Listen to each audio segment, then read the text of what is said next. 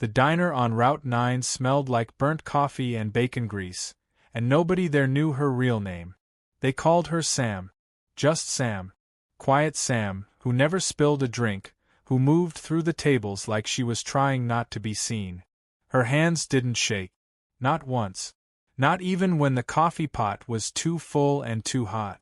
Nobody knew that those hands had once held a soldier's throat closed with 2 fingers and a prayer. Nobody knew that for 6 years, she had answered to a different name. A call sign. A number stitched into a uniform that no longer existed in her closet. Tonight, 5 men walked into her diner wearing dress blues. Tonight, one of them was about to say a name she hadn't heard out loud in 3 years. And everything was about to change. Hey, before we go any further, welcome to Silent Heroes. If you're new here, you're about to understand exactly why 50,000 of you come back every single week.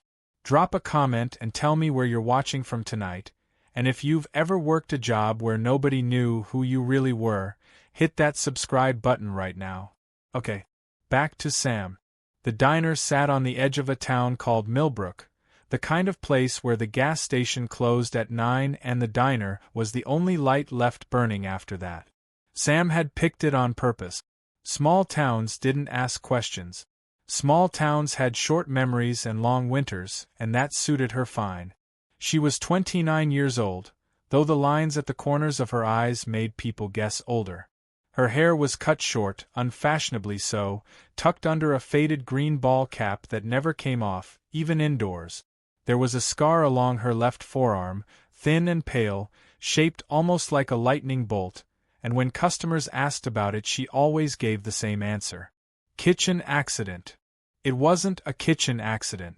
It was shrapnel from a vehicle that shouldn't have driven over that particular stretch of road in Kandahar province. But nobody in Millbrook needed to know that, and she intended to keep it that way. She had learned, a long time ago, that the fastest way to survive the after, the part nobody warns you about, the part after the war ends and the silence starts, was to make herself small. Take the job nobody wanted. Speak only when spoken to. Let people believe exactly what they wanted to believe about a quiet woman with steady hands and a low voice. Her boss, a heavy-set man named Gary Holt, ran the diner like it was still 1985 and he was still the golden boy of the county. Gary liked being seen. Gary liked being heard. And more than either of those things, Gary liked having someone smaller than him to step on when customers were watching. Sam, Table 6 is waiting on their check, or did you forget how numbers work today? He'd bark, loud enough for the whole dining room to hear, and then flash a grin at the nearest customer like he'd just told a joke instead of humiliated an employee. It was his favorite line, dressed up a dozen different ways depending on his mood. He never raised a hand to her. He didn't need to. Words worked just fine, and Gary Holt had never once, in 3 years, apologized for a single one of them. Sam never answered back. She'd learned that too. Silence cost nothing. Silence didn't get you noticed. There was only one person in Millbrook who ever looked at her like she was more than what she pretended to be. His name was Walt Braddock, 81 years old, a regular who came in every morning at exactly 6:15 for 2 eggs over easy and black coffee, no cream. Walt had been a medic himself, once, a lifetime ago in a jungle whose name he didn't like to say out loud anymore. He never asked Sam questions. He didn't need to. You carry yourself like someone who's buried people, he told her once, quietly, while she refilled his coffee. I don't ask why. I just see it. She hadn't answered him either. But she hadn't denied it. That morning, the morning it all started, Walt was in his usual booth when the bell above the door rang sharp and fast, 5 times in a row, and 5 men walked in wearing dress blue navy uniforms, ribbons pinned tight across their chests, faces set in the particular stillness of men carrying something heavy. They didn't sit down right away. They stood near the counter, and the tallest of them, a broad-shouldered man with a graying beard and a captain's insignia, cleared his throat. We're here for a toast, he said. 1 year today. Gary, sensing an audience, swooped in immediately, all teeth and hospitality. Of course, gentlemen, right this way, best table in the house." The men sat.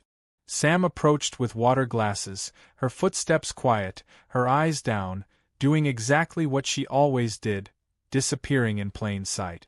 The captain lifted his glass. The other four followed. "To Doc," he said, his voice cracking just slightly on the second word. "To our fallen medic. Best combat corpsman this platoon ever had. We wouldn't be sitting here without her." Sam's hand stopped moving. The water pitcher hovered, frozen, over the third glass. "Her name was Reyes," the captain continued, quieter now, the whole table gone still around him. "Staff Sergeant Reyes. Kia, 4 years ago next month, pulling 3 of us out of a burning vehicle before. She's not dead." The words left Sam's mouth before she decided to say them. Every head at the table turned. The pitcher shook, just once, in her hand, the first tremor anyone in Millbrook had ever seen from her. The silence that followed lasted 3 full seconds. In a diner that small, 3 seconds felt like an hour. The captain, his name tag read Hollis, set his glass down slowly, like it had suddenly gotten heavier. He looked up at the waitress standing beside his table, water pitcher trembling in her hand, and something in his face shifted from confusion into disbelief. "Excuse me," he said. Sam's mouth had gone dry. She hadn't meant to speak. 3 years of silence, undone in 4 words. "I said your medic isn't dead," she said again, quieter this time, but steadier. "Reyes didn't die pulling you out of that vehicle." One of the younger men at the table, a lieutenant, no older than 25, stood up so fast his chair scraped against the floor. "How would you know that?" "Nobody knows that. It's classified, ma'am. It's not something you just—" "Sit down, Danvers," Hollis said, without looking at him. His eyes hadn't left Sam's face. "Let her finish." Gary Holt appeared at the edge of the booth like a man sensing a scene he could either profit from or need to smooth over. He hadn't decided which yet. "Sam, honey, is there a problem here? These are our guests, let's not—" "There's no problem, Gary." Her voice didn't rise. It didn't need to. "Go check on table 9. For the first time in 3 years, Gary Holt did what Sam told him to do. He walked away without another word, too stunned by the change in her tone to argue. Hollis leaned forward, elbows on the table, studying her the way a man studies a photograph. He's not sure he's remembering correctly. "How do you know Sergeant Reyes's name wasn't released? That report's still classified under an operational security seal. Only people who were there would know that." Sam set the pitcher down. Her hand had stopped shaking. "Because I was there, Captain," she said. "I pulled you out of that vehicle myself. Left arm, 2nd-degree burns, cracked collarbone. You screamed the whole way, which was good, because it meant you were still breathing." The color drained out of Hollis's face. Nobody knew that Sam, the quiet waitress with the low voice and the faded ball cap, had once carried a call sign that half a battalion still spoke about in hushed, reverent tones. Nobody knew that for 6 years, before Millbrook, before Route 9, before Gary Holt and his humiliations, she had been Staff Sergeant Elena Reyes, U.S. Army combat medic, attached to a Joint Special Operations Task Force whose casualty reports had listed her as killed in action after an ambush outside a village whose name never made it into any newspaper. She had learned, in the 18 months after that ambush, that being declared dead had its uses. No one searches for a ghost. No one asks a ghost hard questions about what happened in that vehicle, or why she was the last one conscious, or why the official report and the truth had never quite matched up. She had buried Elena Reyes on purpose. She had built Sam in her place, piece by piece, the way you'd build a wall. And now 5 men in dress blues had walked into her diner and torn the wall down in under a minute. "That's not possible," Danvers said, still standing, his voice unsteady now instead of accusing. "The report said 3 fatalities. Reyes was one of them. There was a memorial. There's a name on a plaque at Bragg." "I know," Sam said. "I've seen it." Walt Braddock, in his booth by the window, had gone very still, watching the whole exchange over the rim of his coffee cup with the careful attention of a man who recognized exactly what he was witnessing. Hollis stood up slowly. He was a big man, and standing, he seemed to take up the whole side of the diner. But there was nothing threatening in the way he moved. If anything, his hands trembled slightly at his sides, the way a person's hands shake after they've been holding something too tightly for too long and finally get to set it down. "I carried a photograph of you for 4 years," he said, and his voice cracked wide open on the last word. "I named my daughter after you. Elena. She's 3. Sam felt something crack loose in her own chest, something she'd kept sealed shut since the day she signed the paperwork that let the world believe she was gone. "I didn't know," she said. "I'm sorry. I didn't know you named her that." "Why," Hollis said, and it wasn't really a question, it was closer to a wound. "Why let us believe you were dead? Why let me stand at your memorial and read your name off a wall?" Sam looked around the diner, at Gary Holt hovering by the register, pretending not to listen and failing completely, at the other 4 SEALs staring at her like she was something between a miracle and a ghost, at Walt Braddock, who gave her one small, steady nod, the same look he'd given her 100 mornings over eggs and coffee, the look that said, "I see you, and I'm not going anywhere." "Because the people who wanted me dead," Sam said quietly, "needed to believe it worked." The bell over the door rang again. And this time, it wasn't a customer walking in. It was trouble.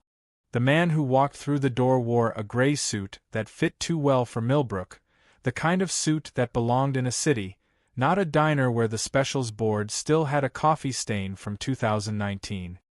He was maybe 50, clean-shaven, with the particular blankness of someone who'd spent a career learning not to let his face give anything away. Sam knew that walk. She knew that blankness. Her whole body went rigid before her mind caught up to why. "Well," the man said, scanning the room until his eyes landed on her. "There you are. Do you know him?" Hollis asked, low, already angling his body slightly between Sam and the door, an old instinct that 4 years of civilian life hadn't erased. "His name is Marcus Kell," Sam said.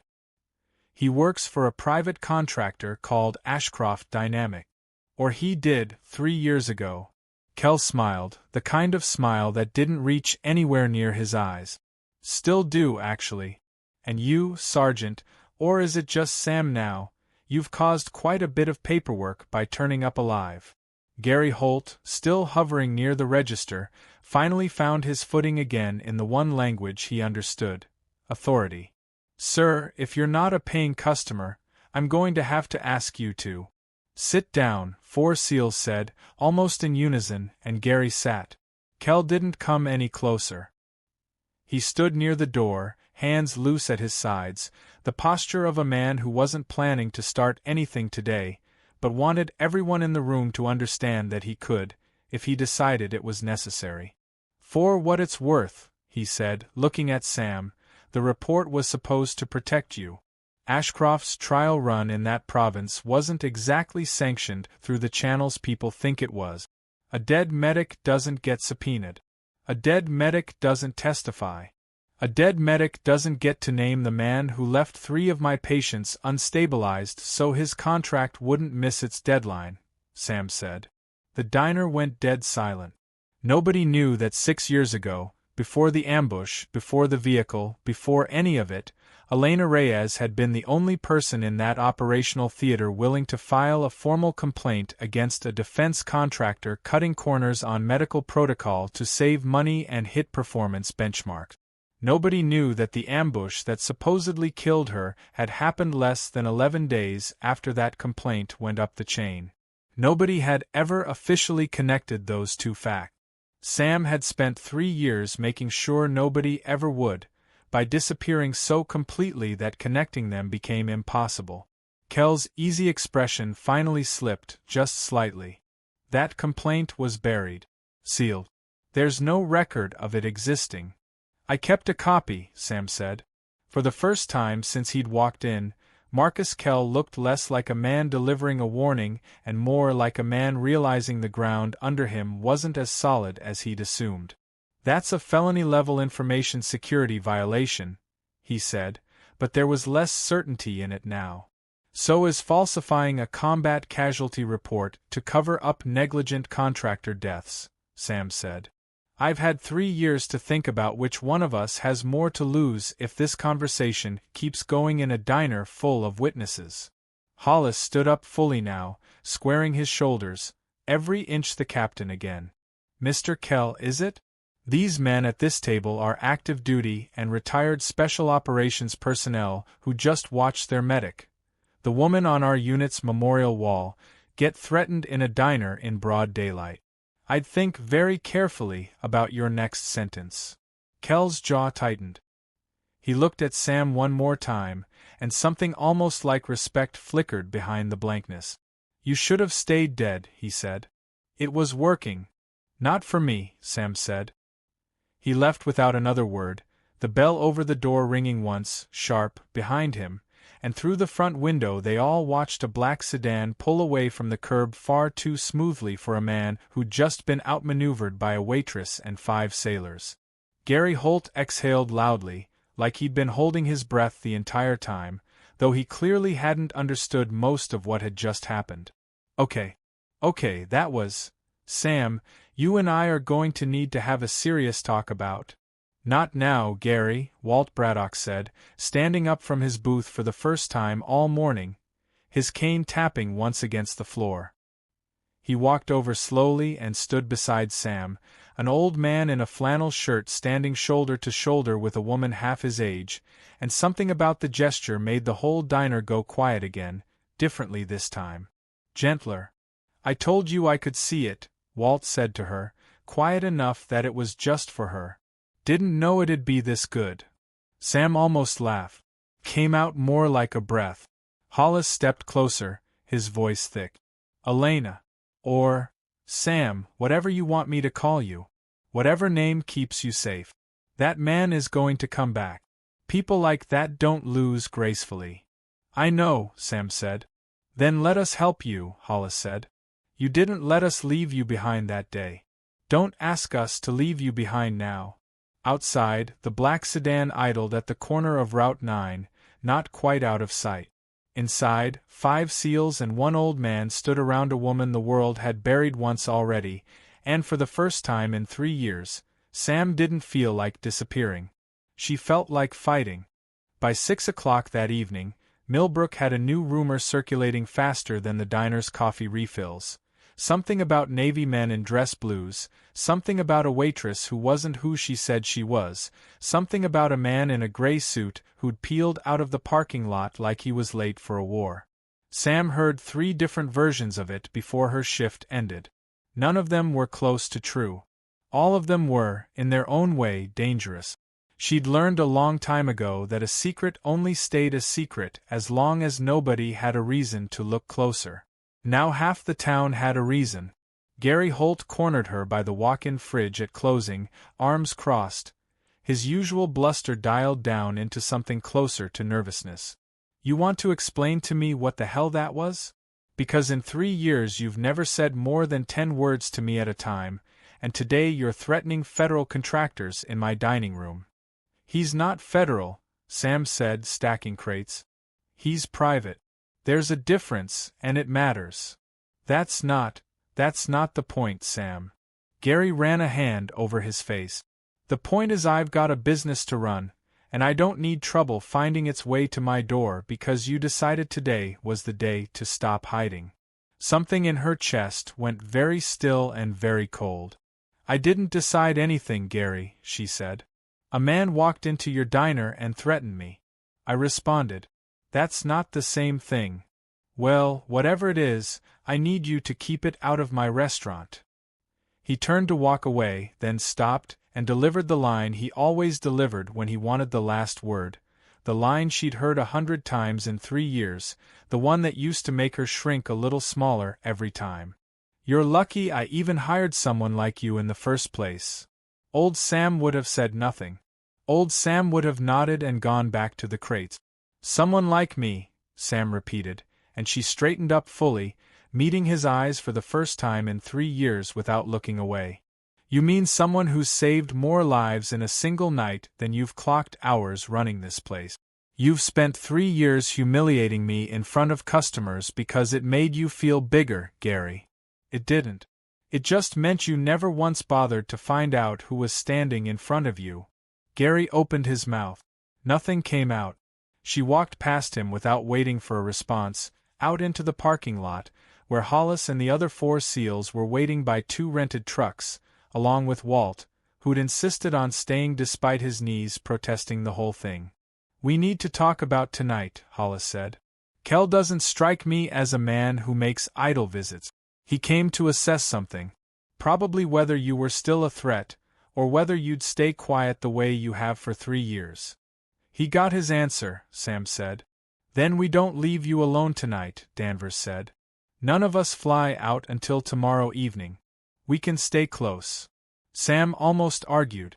3 years of survival instinct told her to send them away, to disappear again, to go back to being small and quiet and unremarkable before anyone else got hurt because of her. That instinct had kept her alive. But there was another instinct underneath it, older and quieter, one she hadn't let herself listen to in a long time, the instinct that had made her join the army in the first place, the one that had put her hands on Hollis's burning arm in that vehicle 6 years ago instead of running for her own exit. The instinct that said some things are worth more than staying safe. There's a motel 2 miles up the road, she said. It's not much, but it's got a diner-facing lot. If Kel comes back tonight, I want eyes on him before he's inside. Walt cleared his throat. I got a spare room. Better than a motel mattress, and I make a decent pot of coffee. Hollis looked between them, something working behind his eyes. You trust this man? He's the only person in this town who ever looked at me and asked the right kind of question, Sam said. Which is to say, he never asked one at all. He just waited until I was ready to answer. That settled it. They split up, 2 SEALs to the motel with line of sight on the diner, 2 more circling the block in a truck, and Hollis walking Sam the 4 blocks to Walt's small house at the edge of town, past the hardware store and the shuttered movie theater, the streetlights buzzing overhead in the thickening dark. 4 years I thought you were dead, Hollis said quietly, somewhere around the 2nd block. I gave a eulogy. I told your mother. I found your mother, Sam, I went to your funeral, there wasn't a body, but there was a service, and I told her what a hero her daughter was, and she cried, and I. She's still alive? Sam's voice cracked, just barely, on the question. Hollis stopped walking. You didn't know? Sam shook her head slowly. 3 years of silence had cost her more than she'd let herself count. She's in Ohio, Hollis said gently. Still asking the VA for answers nobody would give her. Sam, Elena, she thinks you're dead. She's been grieving you for 4 years. Sam stood very still under the streetlight, the weight of that landing on her all at once, heavier than anything Marcus Kell had said in the diner that morning. Then it's time she stopped, Sam said. Somewhere behind them, a car engine idled at the corner and did not move. Walt's house sat at the edge of town where the streetlights gave out and the trees took over, a small clapboard place with a porch light that flickered and a kettle that always seemed to be halfway to boiling. He made good on his promise about the coffee. Strong, black, no apology for either. Sam sat at his kitchen table with her hands wrapped around the mug, watching the steam curl up, and for the first time in 3 years she let herself think about her mother's face without immediately shutting the thought down. You should call her, Walt said, setting down his own cup across from her. I don't even know what I'd say. Start with I'm alive. Rest tends to work itself out from there. He said it simply, the way he said most things, like a man who'd learned decades ago that most problems didn't need dressing up. Hollis had stepped outside to check in with the men watching the diner and the motel lot. Through the kitchen window, Sam could see him pacing the porch, phone pressed to his ear, his silhouette tense against the dark. He blames himself, Walt said, following her gaze. Every man who watched you get listed as Kia and didn't ask harder questions is going to carry some of that. Give him time to work through it before you try to fix it for him. That's another thing you learned overseas, I'd guess. Fixing people before they're ready to be fixed. Sam almost smiled. You're not wrong. Rarely am, Walt said, and there was warmth in it, not arrogance. She'd never told him anything, not directly, not in 3 years of eggs and coffee and quiet mornings, but somehow Walt Braddock had understood her better than anyone in Millbrook, better than Gary Holt ever had in 3 years of working 12 feet away from her every single day. He'd never pushed. He'd never demanded an explanation.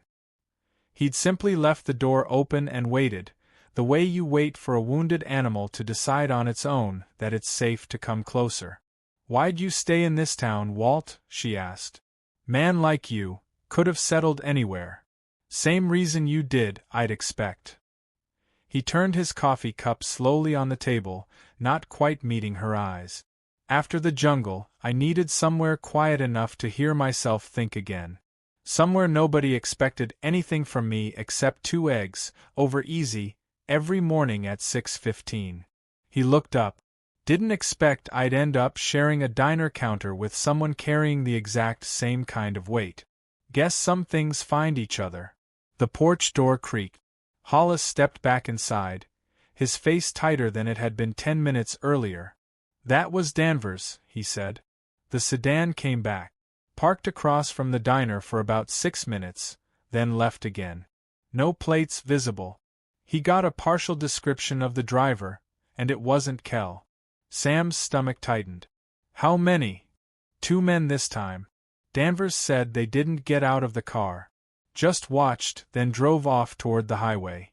Recon, Sam said quietly. They're not planning to threaten me in a diner full of witnesses twice.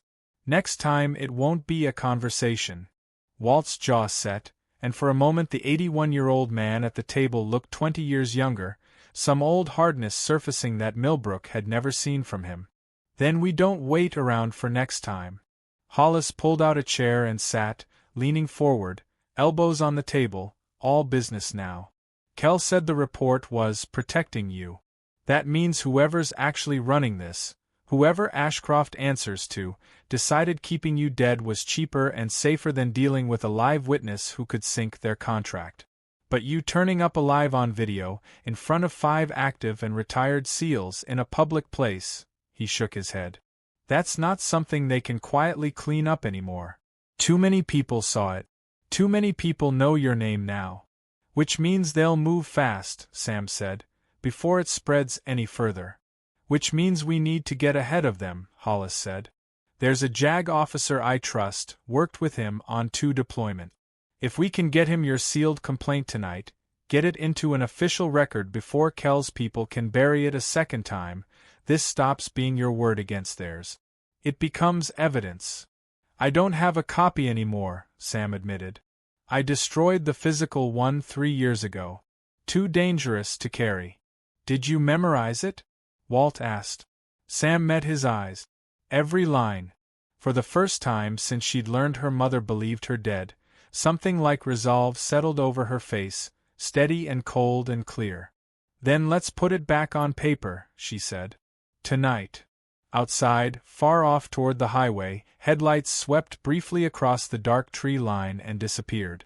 They worked at Walt's kitchen table until almost 2 a.m., Hollis on the phone in low, clipped sentences with a JAG officer named Reyes adjacent in no relation Commander Aldrich, Walt refilling coffee cups without being asked, and Sam speaking in the flat, precise voice of someone reciting something she'd never let herself forget. March 14th, she said.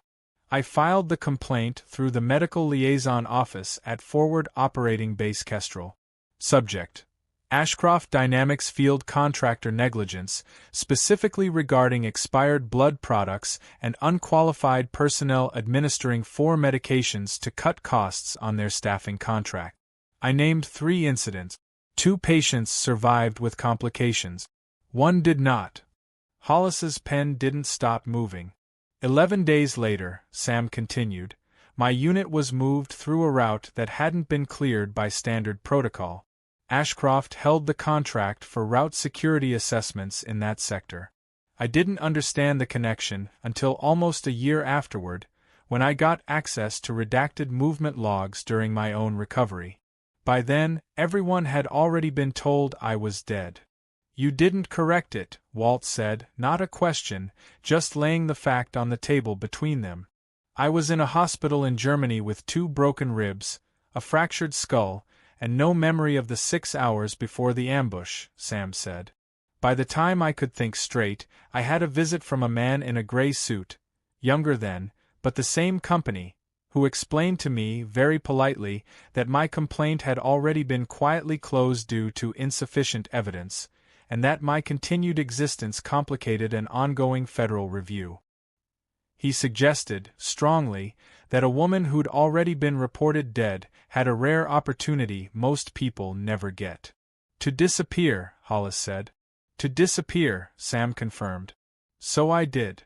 The kitchen was quiet except for the scratch of Hollis's pen and the low hum of the refrigerator.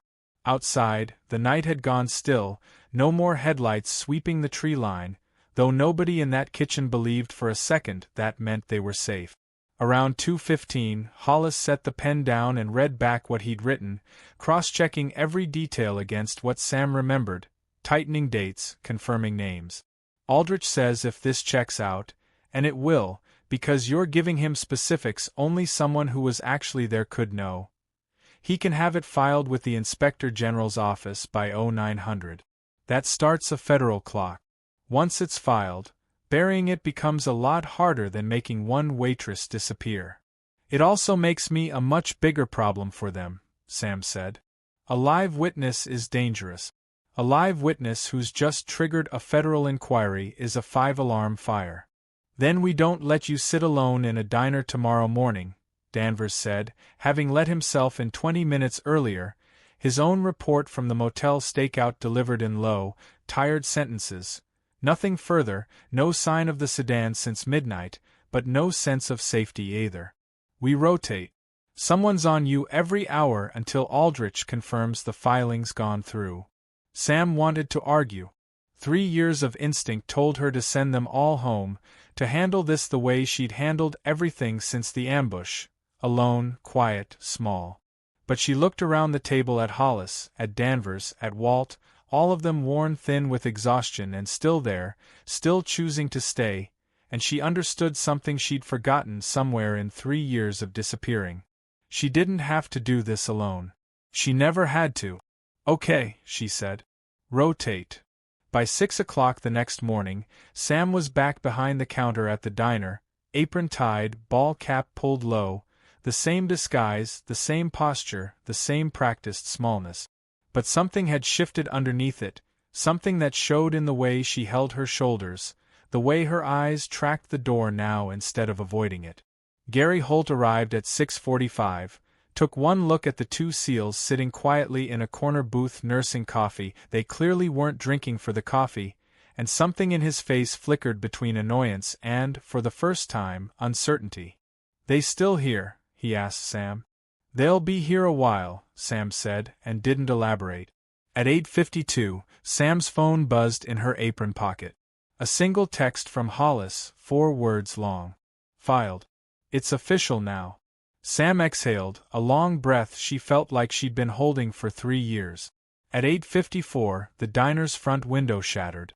Glass sprayed across the linoleum in a wide, glittering arc, and for half a second the diner froze. Forks stopped midair. A coffee cup shattered on the floor, someone screamed near the back booth. Sam moved before her mind caught up with her body. Old instinct, older than 3 years of quiet, older than the apron and the ball cap and the name Sam. Down. Everyone down, away from the windows. Her voice cut across the diner, flat and hard, nothing like the low, apologetic murmur customers were used to. The object that had come through the window wasn't a bullet. It was a brick, wrapped in a torn scrap of paper, and it skidded to a stop near the counter. Hollis was already moving, weapon drawn from a shoulder holster Sam hadn't clocked him wearing, sweeping toward the shattered window while Danvers grabbed 2 frightened customers by the arms and pulled them behind the counter. Outside, the black sedan sat at the curb, engine running, and for a moment, just a moment, Sam saw Marcus Kell's face through the windshield, not smiling this time. Then the sedan pulled away, tires screeching against the pavement, gone before Hollis could clear the door. Everybody okay? Anybody cut? Sam was already moving through the diner, checking hands, checking faces, the old rhythm of triage taking over completely. Count the wounded, assess the worst first, keep your voice level so panic doesn't spread faster than the actual danger. A woman near the window had a shallow gash along her forearm from flying glass. Sam had a clean bar towel pressed against it and elevated within seconds, murmuring instructions in a voice that left no room for argument. Keep pressure. Don't let go. You're fine, this looks worse than it is. Gary Holt stood frozen by the register, staring at the shattered window, at the brick on his floor, at the woman calmly stopping bleeding 12 feet away like she'd done it 1,000 times before, because she had. Danvers crouched down and carefully unwrapped the paper from the brick. His face went hard as he read it. "What's it say?" Hollis asked, back from the doorway, holstering his weapon now that the street was empty. Danvers didn't answer at first. He handed it to Sam instead. 2 lines, typed, no signature. "You should have stayed dead. Withdraw the filing or someone else disappears next." The diner had gone eerily quiet around them, customers pressed against the far wall, Gary still frozen by the register, Walt, who'd come in for his usual 6.15 eggs and never left, standing near the counter with his cane gripped tight in one hand. "They know already," Sam said quietly. "Aldrich filed less than 2 hours ago. That's fast. Faster than a private contractor should be able to move unless someone inside the filing chain tipped them off," Hollis finished grimly. Sam's mind raced through the implications, cold and clinical, the way it used to race through a mass casualty triage line. If Ashcroft had eyes inside the JAG office, the complaint wasn't just at risk of being buried again. Anyone connected to it, anyone who'd touched it, was now a target. Aldrich, Hollis, Danvers, Walt. Her mother, in Ohio, who didn't even know her daughter was alive yet. "I need to call my mom," Sam said abruptly. "Now. Before they do." Gary finally found his voice, though it came out thinner than his usual bark. "Somebody want to explain to me what the hell is going on in my restaurant? A brick just came through my window. Your restaurant just became a crime scene tied to a federal negligence investigation, Gary," Sam said, already dialing. "I'd start with calling your insurance company, not me." She stepped into the back hallway near the walk-in fridge, phone pressed to her ear, hands steady even now, even with glass still glittering across the dining room floor behind her. It rang 4 times. 5. "Hello?" The voice was older than Sam remembered, tired in a way that hadn't been there 4 years ago, but unmistakably, achingly her mother's voice. Sam's throat closed up entirely for a moment before she managed to speak. "Mom," she said. "It's Elena. I'm alive." There was a silence on the other end so long and so complete that Sam thought the call had dropped. Then she heard her mother's breath catch, once sharp, followed by a sound that wasn't quite a sob and wasn't quite a laugh. Something in between, something that had been waiting 4 years to happen. "Elena," her mother whispered. "Elena, baby, is it really?" "It's really me," Sam said, and for the first time in 3 years, tears she'd never let herself cry finally came, quiet and fast, while glass crunched under Hollis's boots in the next room and sirens began to wail somewhere in the distance. Out on Route 9, a black sedan idled 2 blocks away, watching, waiting for its next move. Millbrook's 2-man police department arrived within 8 minutes, which Sam later learned was a record for anything short of the volunteer fire department's annual pancake breakfast.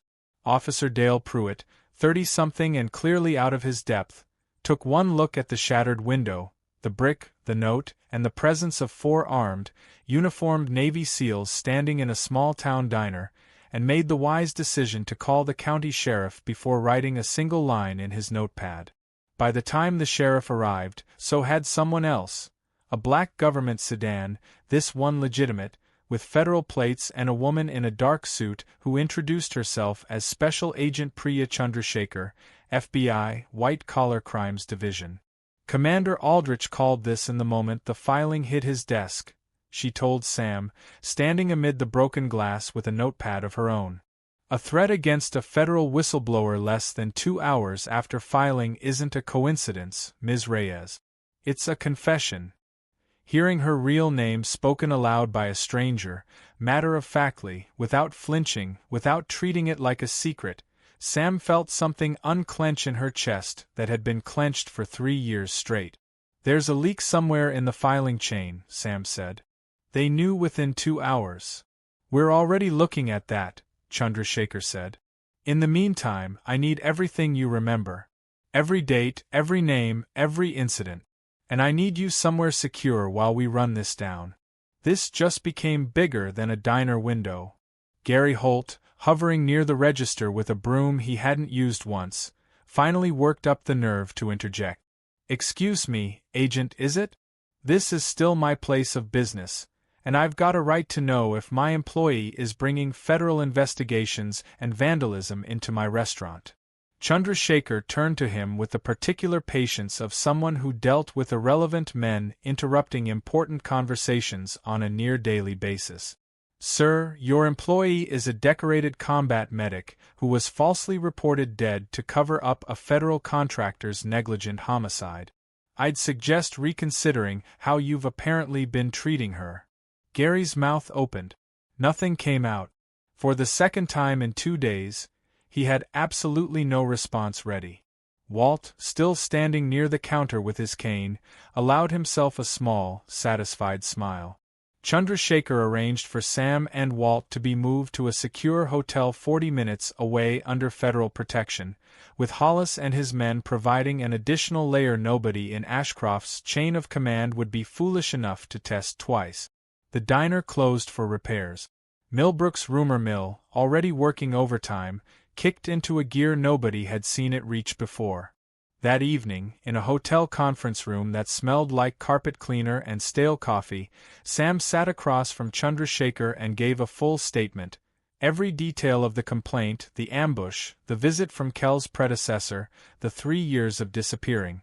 Hollis sat beside her the entire time, not speaking, just present, the way he'd been present in that burning vehicle 6 years ago.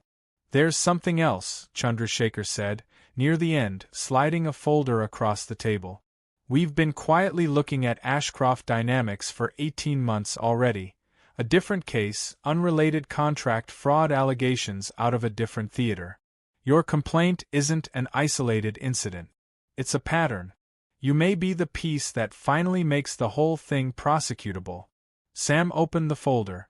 Photograph, financial records, names she didn't recognize, and one she did, a signature on a supply contract dated 3 weeks before the ambush, authorizing an unusually large risk mitigation payment to a private security consultant named Marcus Kell. "He wasn't just protecting the company," Sam said slowly, understanding dawning cold and clear.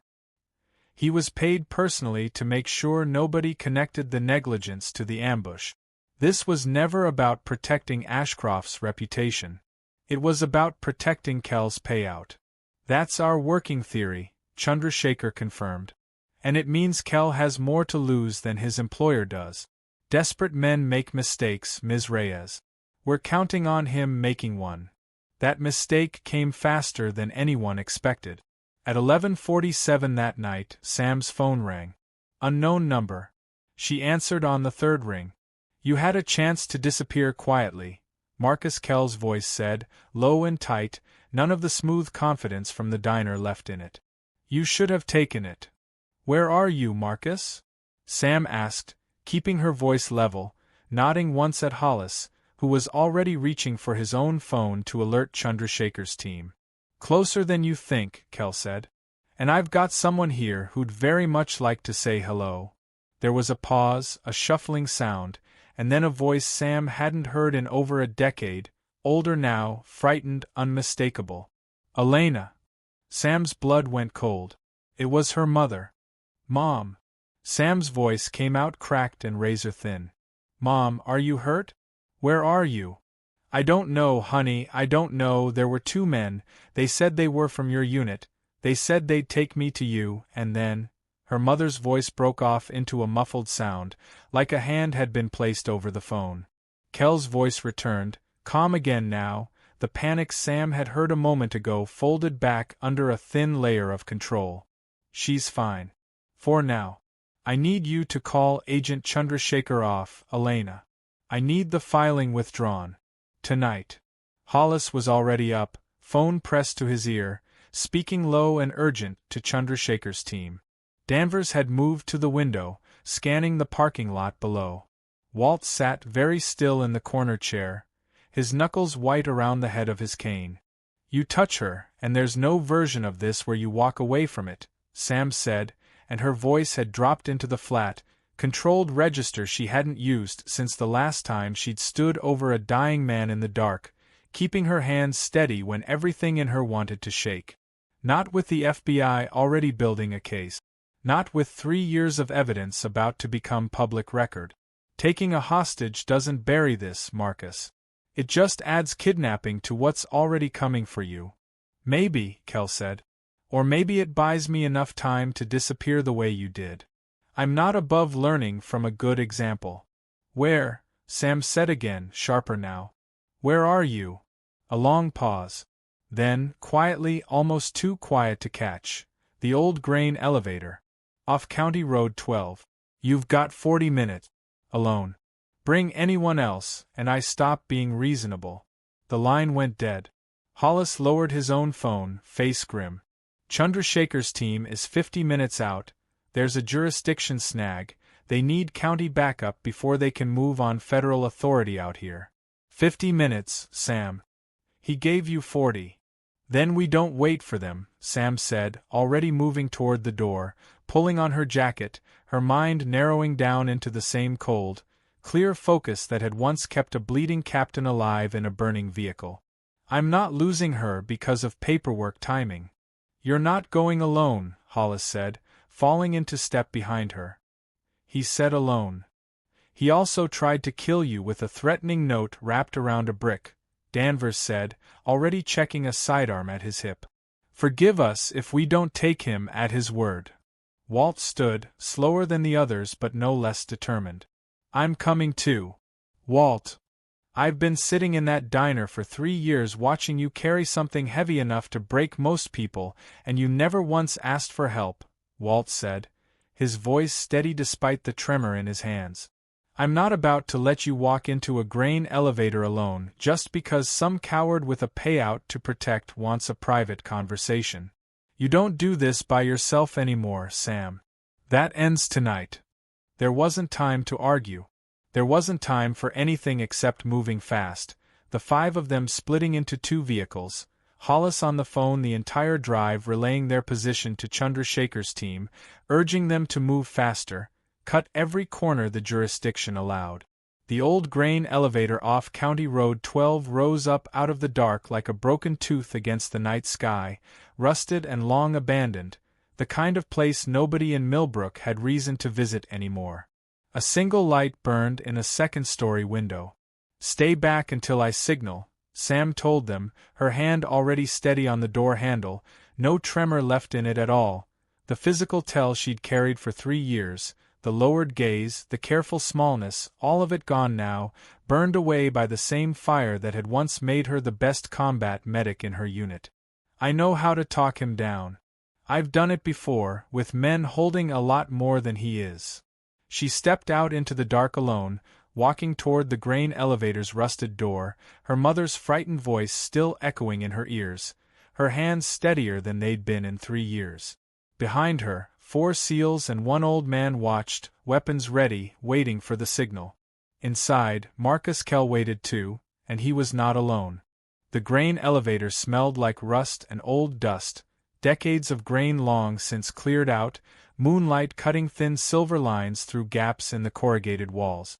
Sam's footsteps echoed against the concrete floor as she climbed the narrow stairwell toward the single-lit window. Kell stood in the middle of an empty loading room, and beside him, zip-tied to a metal support beam, sat Sam's mother, frightened, pale, but unhurt. A second man stood near the far wall, younger, nervous, a pistol held loosely in one hand like he wasn't entirely sure what he'd signed up for. "You came alone," Kel said, sounding almost surprised. "I said I would." Sam kept her hands visible, her voice level. "Let her go, Marcus. This is between you and me. It stopped being between us the moment you talked to the FBI." Kel's composure had thinned since the phone call, something jagged showing underneath it now. 90-day investigation. Best case, I lose everything. Worst case, I do federal time for a death I didn't cause. "You caused it," Sam said quietly. "You buried a complaint that would have stopped a preventable death, then buried a live witness to keep the money flowing. That's not an accident, Marcus. That's a choice, made 3 separate times." Her mother made a small, frightened sound.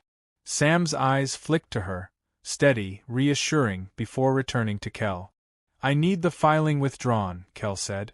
"You call your JAG contact, you tell him it was a mistake, a misunderstanding, whatever gets it pulled before morning. It's already gone federal, Marcus. FBI has it. Withdrawing the filing doesn't undo that." Sam took one slow step closer, hands still open, voice still calm. "You know that. You're not thinking about winning anymore. You're thinking about running. And you can't run carrying a hostage." "Stop," Kel said, and his voice cracked, the mask fully gone now. "Stop talking like you know exactly what I'm thinking." "I do," Sam said.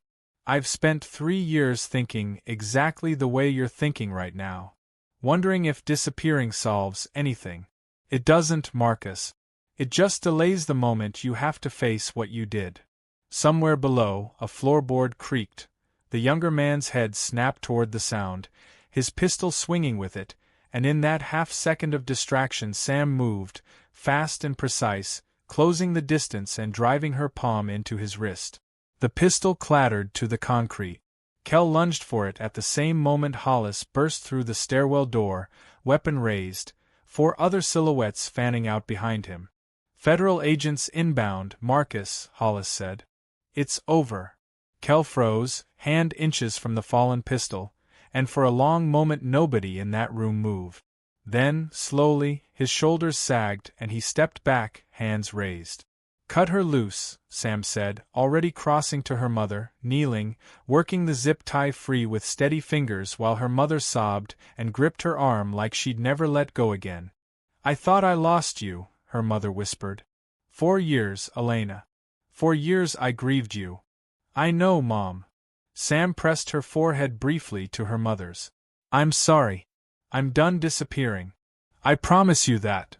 County sheriffs arrived 12 minutes later, followed by Chandrasekhar's team not long after, and Marcus Kel was taken into custody without further incident, his younger accomplice already talking before they'd even reached the county line. 3 weeks later, Ashcroft Dynamics government contracts were formally suspended pending investigation, and Marcus Kel was indicted on charges including obstruction, falsification of federal records, and kidnapping. The story made national news. Not as Waitress turns out to be a war hero, though that was the headline half the country ran with, but as the beginning of a federal inquiry that would eventually uncover contractor negligence spanning 3 separate deployments. Sam testified twice, in dress clothes that felt stranger on her than any uniform ever had. Hollis sat in the gallery both times, along with Danvers and Walt, who'd insisted on making the trip despite his knees. Gary Holt, facing a diner that had become an unlikely tourist stop for people wanting to see where it happened, offered Sam a raise and a public apology in the same conversation. She accepted the apology. She didn't need the raise.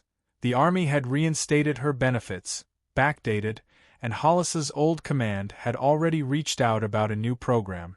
It was called the Reyes Initiative, a partnership pairing combat medics transitioning out of service with civilian trauma centers, giving them a path that didn't require disappearing to survive what they'd carried home. Sam ran it out of a small office near Fort Bragg, 6 months after the grain elevator, her mother 2 states closer now, in an apartment Sam had helped her find. Walt still got his eggs over easy every morning, though now it was Sam sitting across from him instead of serving him. Still see it, you know, he told her one morning, nodding at her hands wrapped steady around a coffee mug. Whatever it was I saw that first day. Except now you're not hiding it. No, Sam said. I'm not. For 3 years, a woman convinced herself that survival meant disappearing, that being small, quiet, and unseen was the only way to stay safe. But hiding who you are doesn't heal what happened to you. It only delays the reckoning. Sometimes the bravest thing a person can do isn't running toward danger, it's finally letting themselves be seen. If this story moved you, hit that like button right now, and make sure you're subscribed to Silent Heroes so you never miss the next one. Drop a comment below and tell me, if you were sitting in that diner the moment Sam said, "I'm right here," what do you think you would have done? The next story is already waiting for you.